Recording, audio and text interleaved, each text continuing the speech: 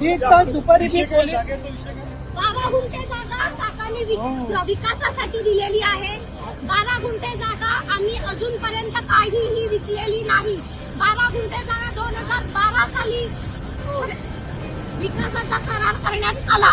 आज 2026 झाले, जागेची कोणत्याही प्रकारात फोडणी झालेली नाही.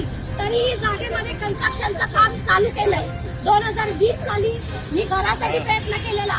आम्हाला सांगितलं पूर्वेची जागा तुमची की पश्चिमेची जागा तुमची किंवा कोणती आमची हे माहीत नाही, त्यामुळे जागेमध्ये घर बांधायचं नाही.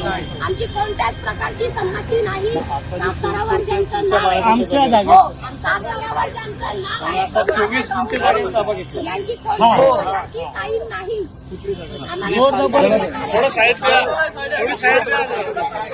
माणूस मोठा झाला पाहिजे याची बाजू घेतात आणि दुसरी बाजूला कथनी आणि करणीमध्ये फरक आहे. गावातला भूमिपुत्रांना आपला व्यक्तिगत स्वार्थासाठी बेघर करायला घेतलं.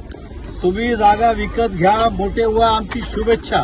परंतु रात्री एका गुंड्यासारखा दंगा पसरती 12 वाजता 1 वाजता इकडे महिलांवर तुम्ही हल्ला करतात, त्यांची घरं तोडतात जेसीबी पोकळ्यांनी बेकायदेशीररित्या. आणि ह्या बेकायदेशीर आता हे चालणार नाही. महाराष्ट्रामध्ये भूमिपुत्राला बेघर करून चालणार नाही. आणि आम्ही सर्व भारतीय जनता पक्ष म्हणून आणि आमदार म्हणून या कुटुंबाचा मागे आम्ही आहोत आणि ह्यांना त्यांचा न्याय दिल्याशिवाय आम्ही राहणार नाही. मी पोलिसांनाही सांगेल, महापालिकेलाही सांगेल, जो यामध्ये दोषी असेल त्या सर्व अधिकाऱ्यांवर पण कारवाई झाली पाहिजे या दिशेने नक्की आम्ही बोलणार. आणि माननीय मुख्यमंत्री देवेंद्र फडणवीस साहेबांना बोलणार, अशा प्रताप सरनाईकचा तुम्ही राजीनामा घ्यायला पाहिजे त्वरित. अशा लोकांनी सरकारचं नाव खराब होतंय, सरकार मलिन होतंय, अशा लोकांना आजच काढायला पाहिजे. अशा प्रकारची भूमिका मी मुख्यमंत्री मोदींना सांगणार आहे.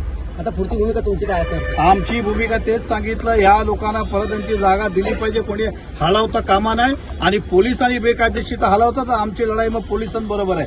आणि दुसरी बाजू महानगरपालिकेने ही झाडं जे कापली, परवानगी दिली असेल तर सामूहिक जागामध्ये सर्वांची सहमतीशिवाय कापता येत नाही. म्हणून वृक्ष प्राधिकरण खाली गुन्हा दाखल झाला पाहिजे आणि